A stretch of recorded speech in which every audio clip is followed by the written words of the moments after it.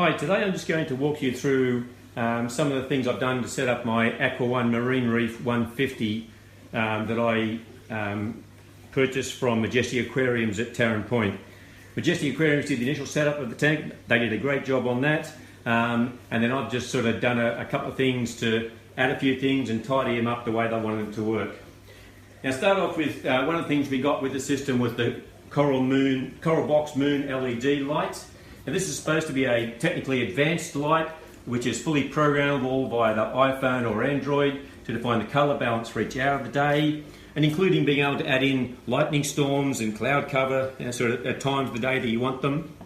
Now, the main annoyance with this light is the immature development and testing of the controlling app. You actually can't even turn it on and off without using the app unless you pull it out of the PowerPoint.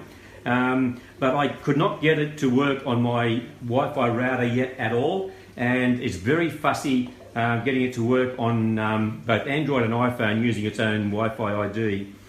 Eventually I managed to get it to work on both those devices, but I still don't know how I got it to work on the iPhone. It just automatically started working after a couple of weeks. But they definitely need to do some work on that app to improve that and make it a lot more user-friendly. Now, I made a simple cover at the back to neaten up all the power feeds. There's as you know, a whole bunch of power cords and power board to feed all of that. And to allow easy access to that, I added some, I took off the original plastic feet that were on the cabinet and replaced them with some square carpet back sliding casters from Bunnings. You can't really see them all that much, and the front ones you can see there, and I've just cut them into an L shape so they match the frame of the cabinet. Now, if you are going to do this, make sure you do it before the aquarium is assembled and filled. Otherwise it's impossible to do it once you have water in it and it's all together. But now, by doing that, now I can easily move the cabinet if I need to, just to get access to all those power feeds at the back.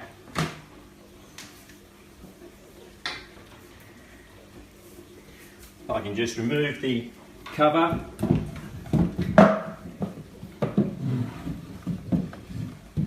and get to all of the mess and clutter at the back there.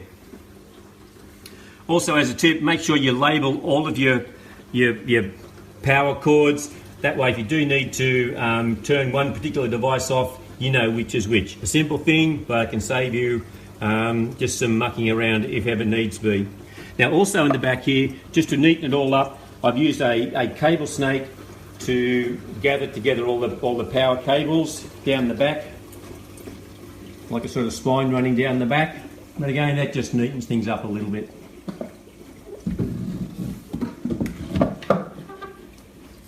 Now, you can easily slide that cabinet back into place, just like it was never moved.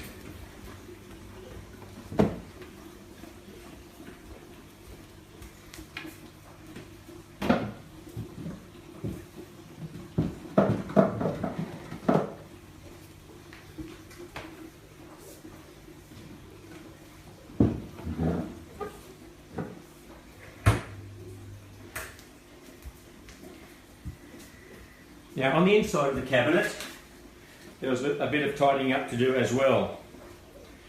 I wanted to keep all of the clutter of the equipment out of sight, so I utilised limited space inside the cabinet. First, I installed a battery-powered sensor light so that if I do need to go in the cabinet, I can see what I'm doing. Again, a simple thing, but just makes life a little easier.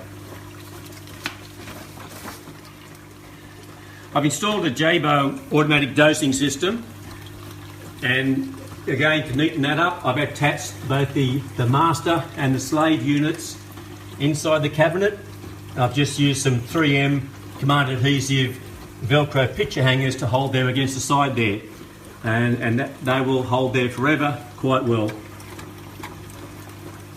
And then, don't tell my wife, but I managed to find a little container to pinch out of the kitchen, and that just suspends nicely over the main sump to hold the dosing bottles, and also neatly holds the return feeds to hang them over that main sump.